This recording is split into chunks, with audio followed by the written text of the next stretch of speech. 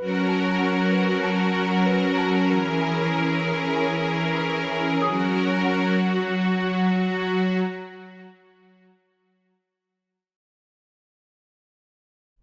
evening. It's such a privilege to be here tonight to talk about grief. And it was interesting, the last several weeks as I was preparing for this presentation, I had friends and colleagues ask me, well, what are you talking about? And I said, oh, I'm talking about grief. And then I get the, okay, right. And then, the conversation would shift, right? And it reminded me how much, grief continues to be the elephant in the room. It's something that we all experience, yet we're so uncomfortable talking about it and engaging in conversation. And the thing about grief, I was very humbly reminded about 3 weeks ago about how it enters our lives often so unwelcomed and unsolicited. And the reason I share this with you is that on my husband's side of the family, we lost my brother-in-law, 34 years old, and he committed suicide. And so as this happened and I'm preparing these slides, I thought, can I do this presentation? How am I going to do this? And then I thought, no, this is what it's about. This is what my objective is to give voice to loss. And it's not something that we always have to verbally articulate, but we can give voice to loss in other ways. And I'm hoping to share that with you tonight. And it also reminded me, as I was preparing this presentation, is that we tend to look at grief through a clinical lens. We tend to look at it as it's this theoretical construct. We try and create this distance and analyze it, but the reality is that it is a human and lived experience. And so I've intentionally tried to step away from providing theory tonight because I want to talk about my own experience as much as I can include that this evening, because I want to talk to you as a fellow traveler. Because we're all on the journey of life, and you have experienced loss. Some of you tonight may be grieving recent losses. Tonight may remind you of losses that you experienced perhaps in the distant past.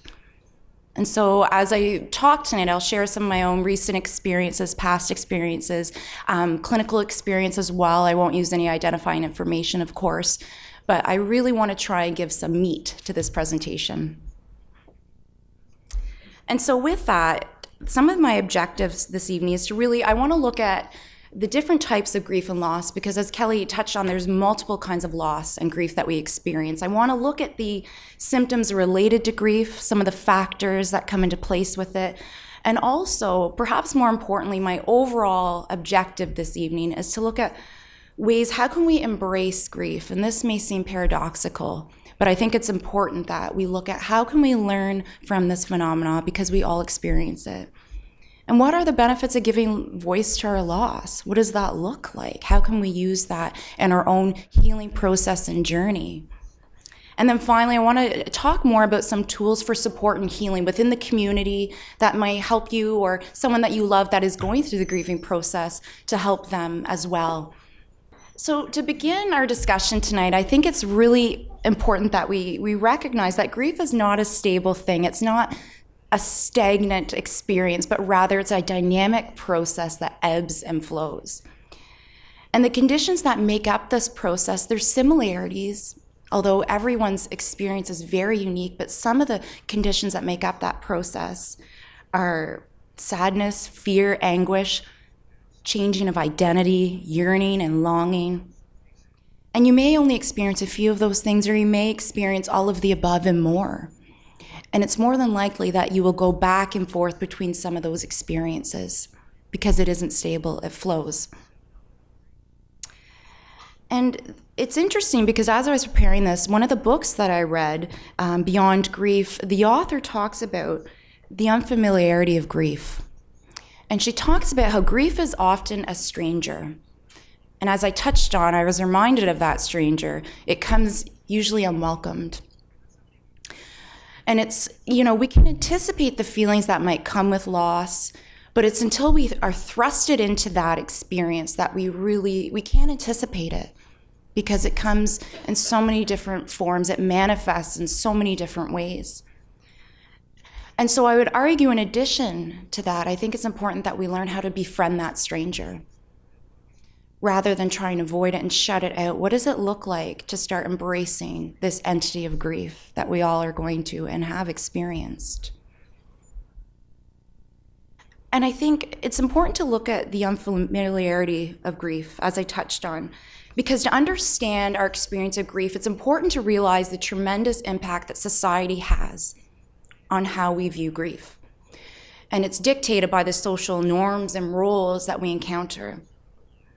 And most of us have been told, or perhaps we've even said it, and I have as well, to someone that's grieving, we often say, well, be strong, But with that message of be strong comes a suggestion that we need to minimize our grief, that the disavowal of tears, at least publicly. So there's, I think, a risk in that. And interestingly, this concept of being strong dates back to the early Stoic philosophers who praised self-restraint, self-control, who encouraged those not to mourn. And I think we still embrace this type of thinking today. And I'm going to share with you some of my own examples because I know that I fall into this as well, because I think it's something that we're told. And the risk in this message of being strong is that it often isolates us. It often isolates those that are grieving. And as we'll come to learn in the presentation, I'd argue that rather than isolation, I think one of the antidotes for grief can be connection, relatedness. I'm sure many of you have heard these before, and there's many more, but I want to start debunking some of these views that we have around grief. And these myths, actually, they appear firmly entrenched in our collective conscious. And it's interesting because we even have evidence to the contrary. But this lack of understanding, it's not surprising because we're so uncomfortable talking about death and dying and grief. We want to get away from it. When I mentioned it to people this week, it's like, okay. I had one colleague say, oh, is that your thing? And then I wanted to say, well, it's all our thing. And I wanted to get into this philosophical discussion, but I thought, okay, wait till Thursday. But I think it's what makes us human. It's part of our human condition. But I think knowing that this isn't strange, that's where it gives light to it. It normalizes it for us. And so I'm going to touch on some of these. So one of the first myths that we often hear is that we only grieve deaths. But as we're going to learn in a few slides from now, is that's not the case. We grieve all types of losses. The loss of a pet, the loss of a job, of identity. There's so many different kinds of loss. It's multifaceted. So we don't simply just grieve death. And I think in some ways, loss becomes neglected in that way because we often categorize it. Another myth is that grief is an emotional reaction. And on the one hand, this is certainly true. It really is. But the reality is that grief is manifested in different ways. It's manifested within our thoughts, mind, our faith. So it's not just limited to the emotional experience, but it comes to us in many different shapes and forms. Another myth that I came across in my reading is that we should grieve at home. Again, this idea that we need to be isolated in our grieving process. But the reality is we can't control where we grieve. And so this week, on Monday, we had the funeral. So it was in Montreal. My husband's from an Italian family. You realize why I'm prefacing it with that in a minute. But I was told by many family members, you have to be strong for Sam, who's my husband. You have to be strong for him. Caitlin, you got to be strong for him. So even on the rational level, I know, okay, well, no, that's not necessarily the case. I recognize where they're coming from. I took that to heart. And so throughout the day, everyone was very emotional, especially when someone is lost so young. And so as Italians do, we all had this big dinner at Bocce's in Montreal. And there's probably, I think, 12 to 15 of us. And we're all sitting there. And, people are laughing. And, this subject has changed. We're talking about different things. And, as dinner served, I got this overwhelming sense of sadness. And so then I felt the tears building up behind my eyes, and I thought, okay, I better not start crying. So then I started thinking that I'm going to cry, and then I start crying. So everyone's looking at me, and Nona looks at me. She goes, what, is it the pasta? And I said, no, it's not the pasta, Nona. And then and Nona speaks mostly French, and sadly my French isn't great, and obviously Italian, and so I'm trying to convey that it's not the food, and I'm trying to eat. I'm like, no, it's great, but then she just nodded, and then she understood, and she just nodded and reached across the table and grabbed my hand. And then I was able to release that. But it reminded me, the reality is we can't grieve at home. It hits us when we least expect it. Perhaps when you're on the bus, you hear a sad song. Somebody reminds you of something triggers it. And that's okay. And that's giving voice to your loss. That's giving voice to grief. Another myth that we come across as well is that we slowly and predictably recover from grief. And again, in my clinical work, I've had clients say, well, how long is this going to take? And for any students here, you want a treatment plan and you want to conceptualize. And the reality is, though, it's such a unique process. And there is no timeline. It's not bound by time because it's so unique. And depending on the nature of the loss as well, the severity and duration of grief, it really depends. And this one, I think, is particularly important to look at because the myth is that grief requires letting go and moving on. And many times we'll hear people say that, like, okay, well, time heals all wounds. You need to move on. You will with time. And I would argue that that's not the case. The reality is that we move forward, but we never fully detach. And I watched this very moving TED Talk, and forgive me, I can't remember the speaker's name, but she lost her husband and she talked about grief. And she spoke about this very topic, and she said, no, it's moving forward, but I won't move on because that suggests completely, severing that relationship, and it's not possible. And I think, too, it depends on age. My Oma, we're German. My Opa and her were together 56 years. They immigrated from Germany, and he passed away unexpectedly and suddenly 14 years ago. And still to this day, there's a rawness at times when she talks about Opa. And certain family members have said, well, she has to move on. It's been, over 10 years. And then I argue, no, she doesn't. Let her keep her pictures up of Opa. Who are we to dictate her grieving process? Who are we to tell her what is normal and what is not?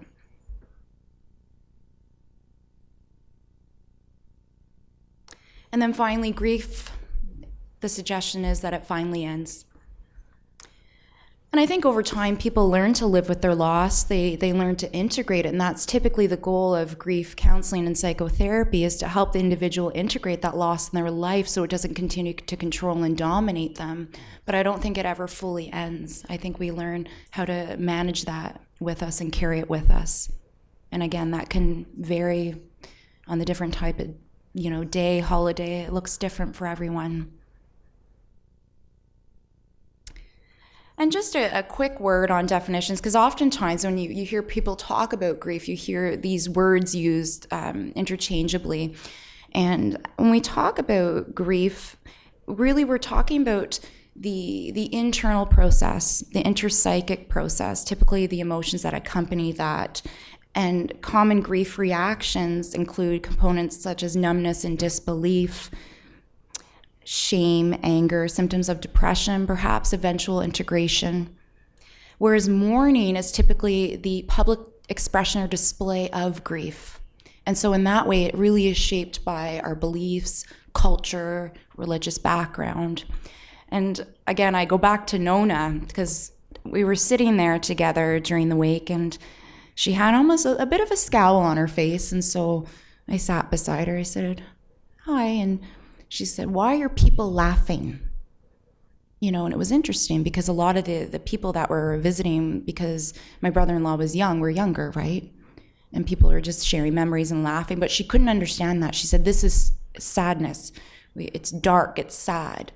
And you can tell from her generation, that is how mourning takes place. It really, was shaped by that. So again, it can really vary. And, our grief can also influence our mourning process as well. We can be crying. That can be part of mourning. And also bereavement, when we talk about that, that's the state of having suffered a loss, usually immediately takes place after grief. And this state, again, it can be as long as the grieving process. It's not really stagnant or dictated by a certain timeline.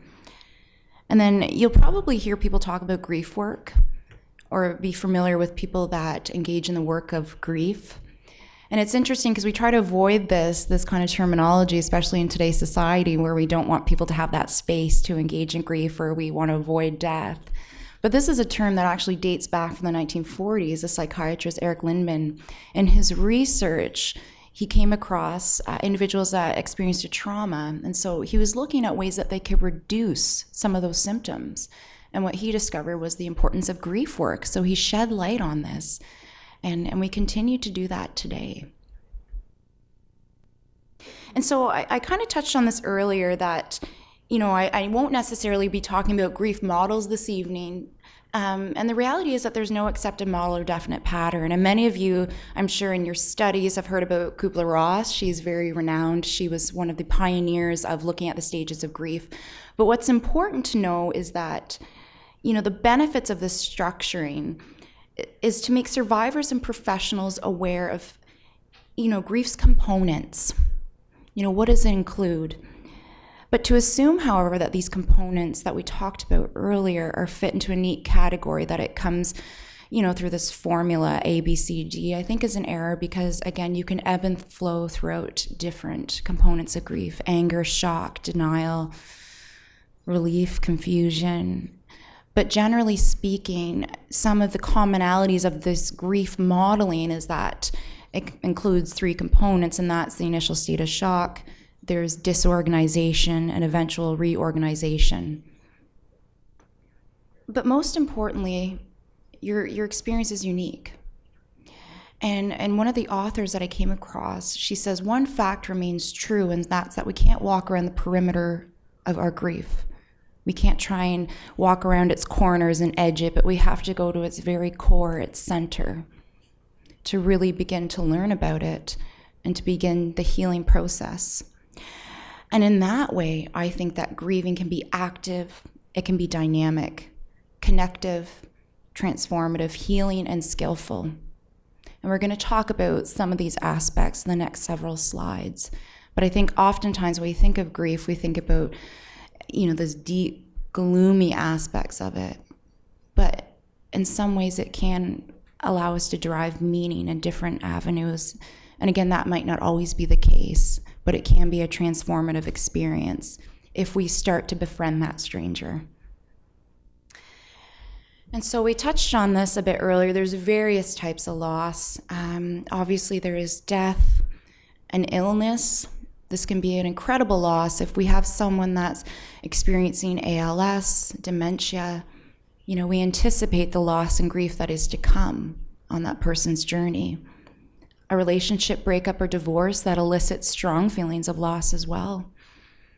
The loss of one's home or belonging, especially when we feel grounded and safe in our home, right? And if we lose that, it could be tremendous grief and loss.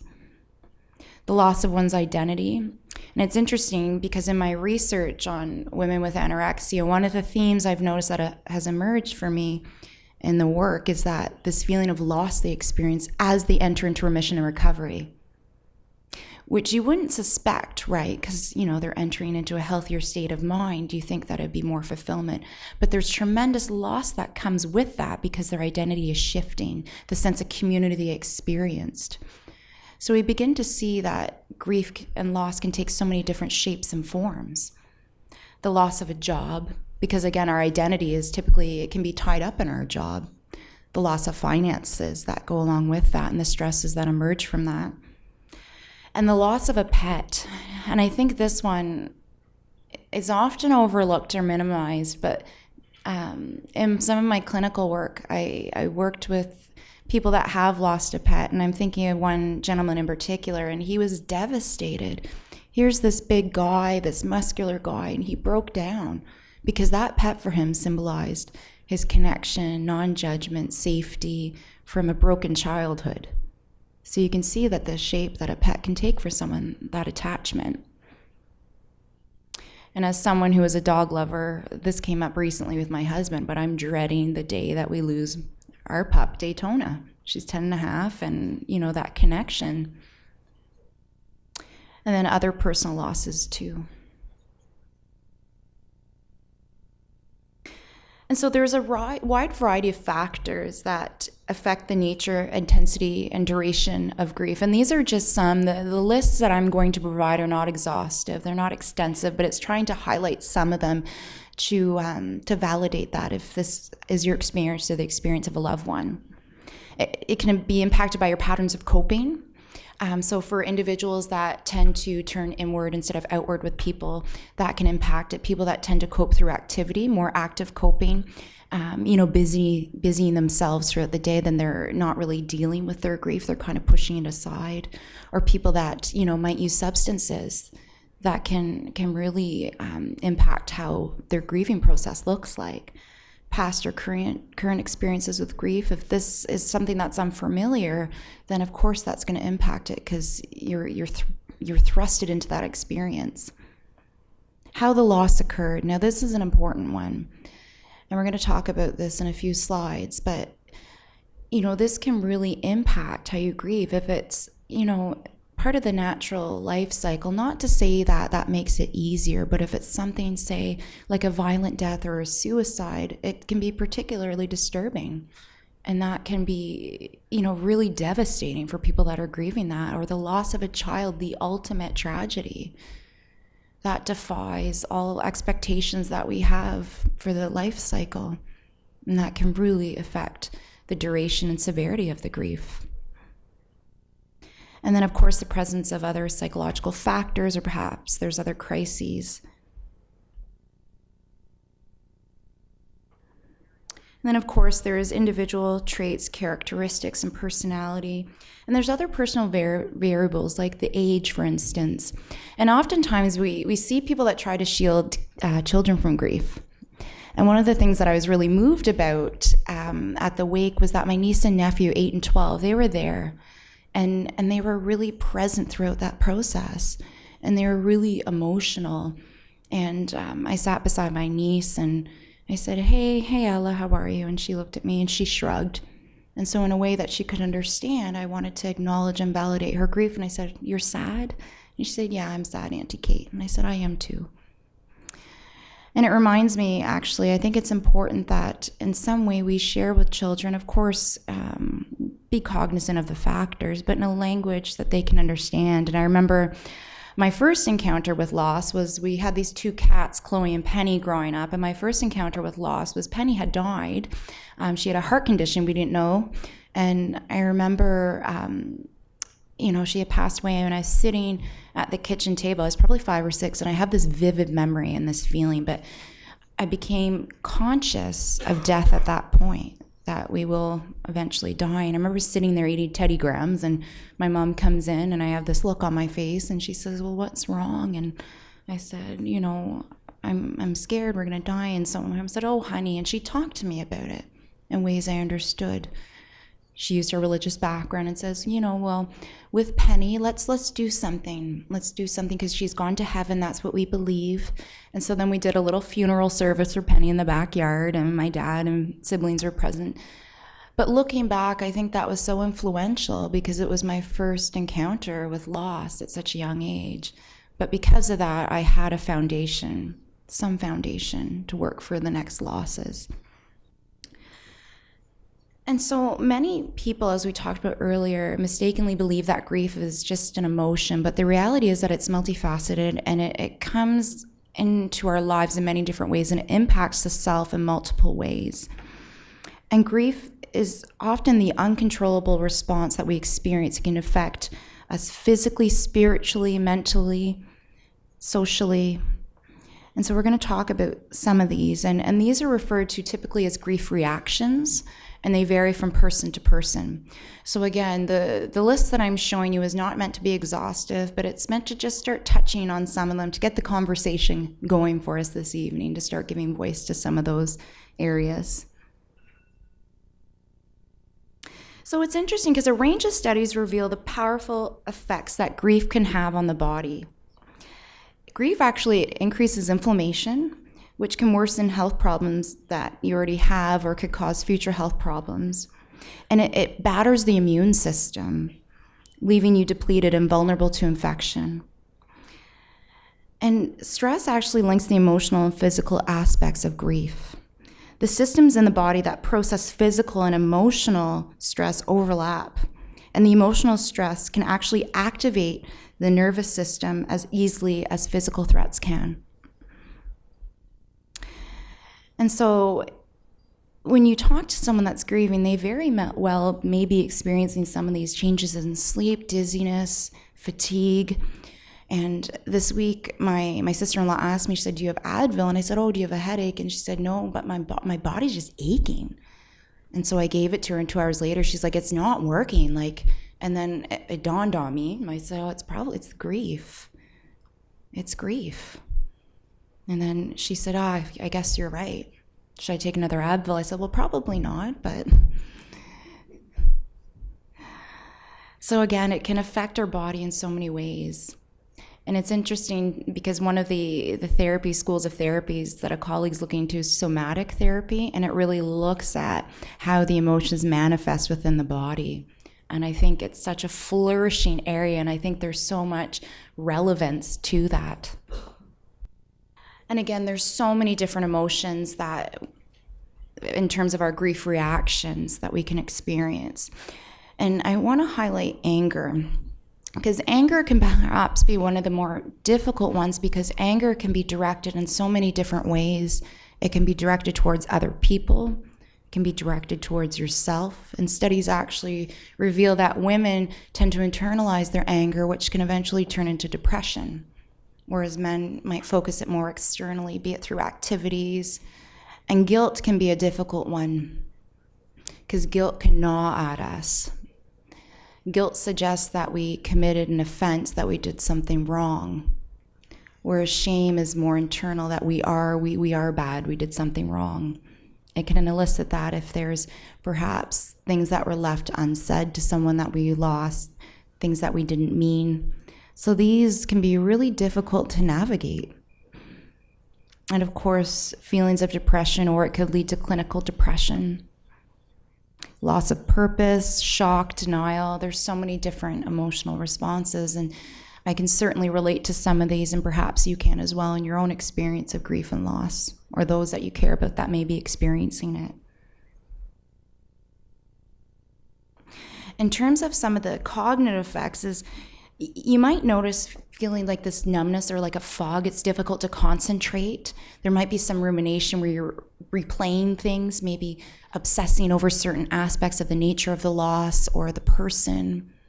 I noticed that this week my father-in-law, in many ways, he was there physically, but you could see there was this heaviness, this fog. It was difficult for him to process things.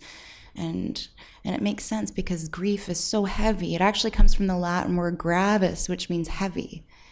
And so it really can impact us cognitively. And in terms of some of the social effects of grief, there can be a lot of withdrawal or isolation or detachment. And I think in some ways this goes hand in hand with the way that we view grief in society, that we do have to deal with it on our own. We have to be strong. So in some ways people will retreat. And with that, there can be immense loneliness. Or if the nature of your grief, perhaps something like the loss of a child, and you're not able to feel understood by other people because they haven't experienced that kind of loss, that can create immense loneliness when you don't feel understood. And grief and loss, it can cause a person to question his or her faith system or the way that they view the world. Or on the other hand, it could strengthen that. It can provide a new understanding on the meaning of life. And some people find that spirituality or organized religion can be a source of comfort or solace. People might feel, the fear of the unknown. It might make them more cognizant of that, of those existential questions. It might make people feel anger abandoned by a higher power, angry at God. How could this happen? Why me? Why am I experiencing this? And that makes sense, because we're trying to grapple and make sense of that, like that crippling disappointment and anger that we might experience. And religious or spiritual beliefs might also help by lending a larger meaning to a loved one's life or death. It can give them a source of community as well. Rituals, which we'll talk about later, the healing effects of rituals.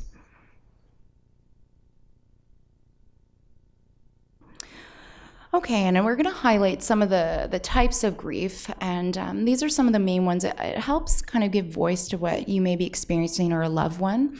And I purposely left normal grief out. That's actually a category, but I think there's no, right or wrong way to grieve, really. So I kept that out. But these are some that you might come across or you might actually even relate to. So we'll look at these briefly as well, because I want to delve into some of the tools and things that you can use for support. So anticipatory grief is grief that's experienced in advance of an impending loss. So this could be, we touched on this earlier, like dementia, if a death is impending, terminal illness, we're anticipating and waiting for that loss. And as a result, it can elicit a lot of feelings of confusion in loved ones, because sometimes they might feel relieved when the person has passed because they've seen them suffering, right? So, this can lead to changes in roles. It can create a lot of different changes in one's life and how they function. And I think I've reiterated this many times, but grief can take many forms. And for some of us, it can take a while for it to truly settle in. And sometimes it's even surprising because it might come up or happen only years later. And that's just what delayed grief is. You don't fully experience it until quite a while after. And those who experience delayed grief often describe it as a devastating sense of loss and sadness, because it really takes over, it really impacts them because they've suppressed it. And so why does that happen? Why do we experience delayed grief? Because sometimes the shock or loss or need to work through immediate practical problems, we're not able to. So we, consciously or not, we try and put them off. And oftentimes this happens when we lose someone and we have to plan the funeral or the wake. You're really in practicality mode. You don't have an opportunity to really grieve. Some examples could be losing a spouse at a young age when you have young children, having to care for your children and really focus on that role. Losing a parent and having to take care of a parent immediately after that. That's health may be ailing. So this can take many forms, and it can really create a lot of surprise and confusion in the individual that's experiencing that. But the thing about delayed grief that I do want to note, that once it does arrive, in a way, I think it is to be welcomed, because after all, it does grant us the opportunity to work through those feelings and in some ways begin that healing process, which we may have been putting off for various reasons. So disenfranchised or ambiguous grief, these are typically used interchangeably, but what this really means is that this type of grief, it occurs when others don't recognize or honor the loss that one has experienced. So it could be like some of those losses we talked about earlier, the loss of a pet, perhaps an ex-spouse, or when a loved one has dementia or suicide. Especially given one's faith background, that can be really difficult. It's not honored. There's shame that's typically associated with it. And so it's often not talked about, and that can be really difficult to work through. And it can often be described as the loss before the physical loss of a loved one. And so complicated grief, for those that are practitioners in here, you might often come across individuals in your practice that are experiencing complicated grief because they put it off for so long. And usually what happens is, in doing so, the grief becomes so severe and long-lasting that it significantly impacts someone's daily and overall functioning. And a person who has complicated grief may become ashamed of their grief and wonder why they haven't managed to recover. But again, it goes back to those various grief reactions that we talked about, the nature of the loss, the severity and duration. It can really impact that. And some of the risk factors for complicated grief are the loss was unexpected or violent. The bereaved has a history of mood or perhaps anxiety disorders. The deceased was a child or very young. And again, the death of a child is frequently called the ultimate tragedy, and nothing is said to be as more devastating. And so we're going to talk about some resources in terms of that. But as a result of complicated grief, it can lead to self-destructive behaviors and patterns. So that's why it's important to be cognizant of this and how it manifests, because it can be very severe and long-lasting and lead to additional mental health issues. Okay, so some of the meat to the presentation, now that we've got some of that theoretical stuff out of the way. So the lessons from grief. What can we learn from those who have suffered loss, or what can we learn ourselves from our own losses?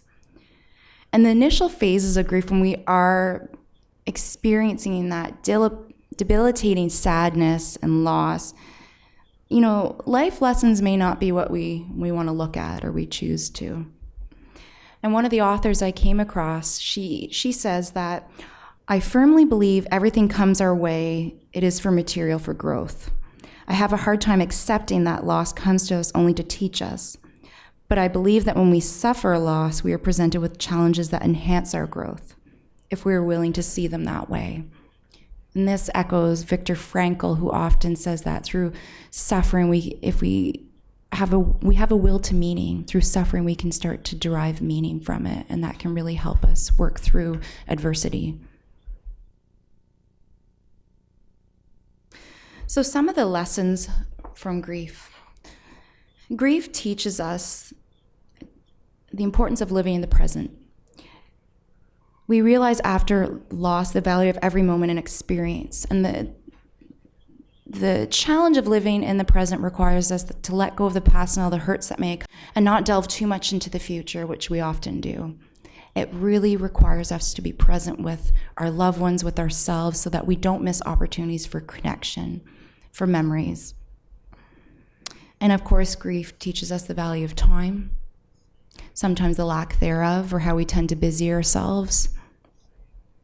And that leads into patience. Grief teaches us the importance of patience. How often do we become frustrated when we're waiting for something? I know I do when I'm in Tim Hortons. I'm guilty for that when I'm waiting for my coffee. But the thing about grief is it teaches us the importance of being patient with ourselves, because we can't dictate what that grieving process looks like. It reminds us to be gentle with ourselves, with those that we love that are experiencing grief and loss. And grief teaches us that we can't hurry our lives, especially if we expect to get things done, because, grief comes unsolicited many times to us. It teaches us about simplicity, things that truly matter to us, our values. At the end of the day, what is it? What are our priorities? Often we get busy thinking that we have to do things professionally, academically, and we can lose sight. And so it reminds us, to focus on what's really important for us.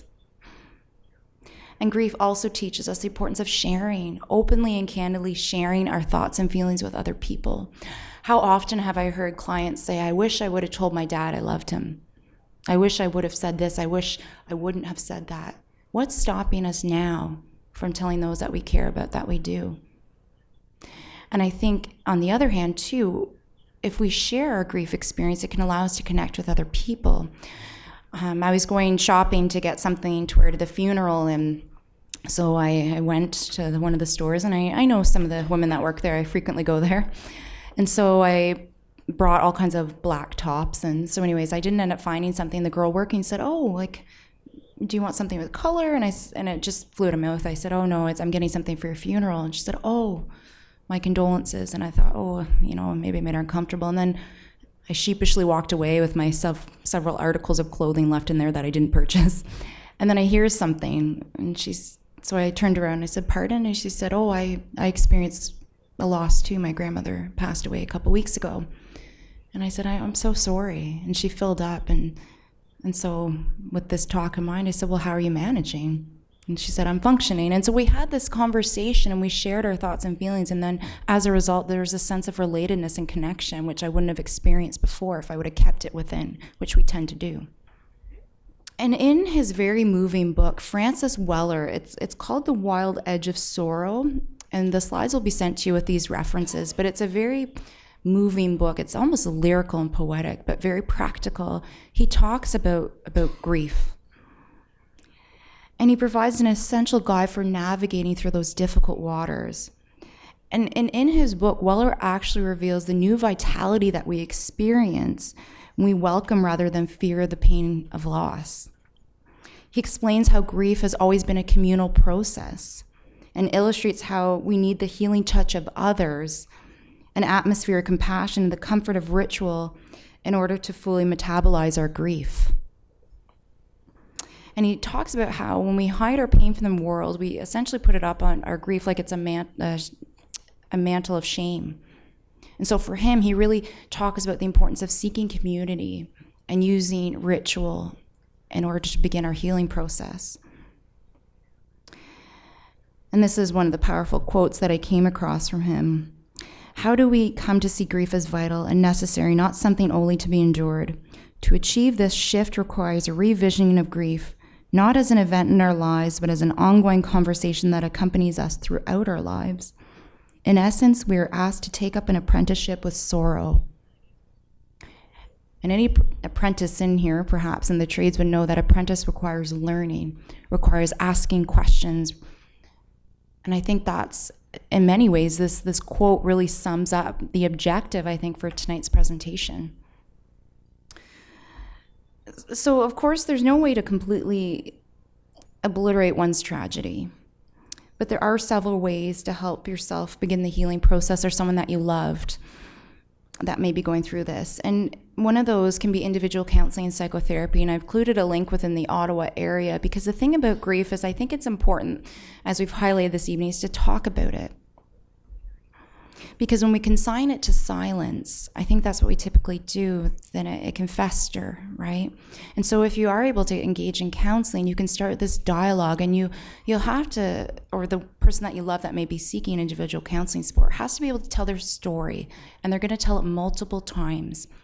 And there's so many different schools of counseling, but I think what's important, what it comes down to, is the relationship with the counselor. Find someone who you fit with, who you feel understood by, who you can share your story with in a safe atmosphere. And also there's group support. And here in Ottawa, we have the Bereaved Families of Ontario within the Ottawa region. It's actually in the Bronson Centre. It's a beautiful ambience. And I think the power of group therapy is that it allows us to feel not alone. It can allow us to feel connected with other people and validated for those that may be experiencing similar losses. And they have many different programs. They actually have a peer support program, which is great because it's someone who has gone through grief and loss that can truly relate to you.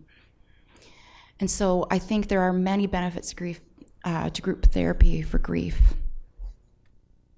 And just also some things to keep in mind is to connect with caring and supportive people. Surround yourself with people you feel safe with, and there's a sense of trustworthiness. That way you can start unpacking some of those grief reactions that you might be having. And let yourself feel the emotions in a healthy way. Perhaps if you think therapy may not be for you, you can do journal writing. I've heard people even do texting. They still have the person's number and they text the person's number. There's so many ways that you can start giving yourself that space to process it. And also, of course, listen to your body. Self-care is so vital. And self-care doesn't mean you have to go to the spa or do something fancy. It can be as simple as taking a nap, taking proper care of yourself. Proper sleep, nutrition, and exercise are incredible tools that we often overlook. But those can really help someone that's experiencing one of the losses or grief reactions that we talked about, or one of the types of grief.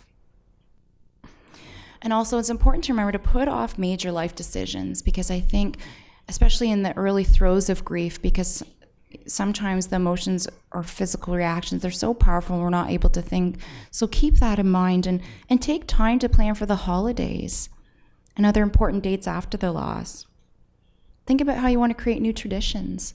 How are you going to honor your loss, or the loss of a loved one might be experiencing, your friend? What's that going to look like?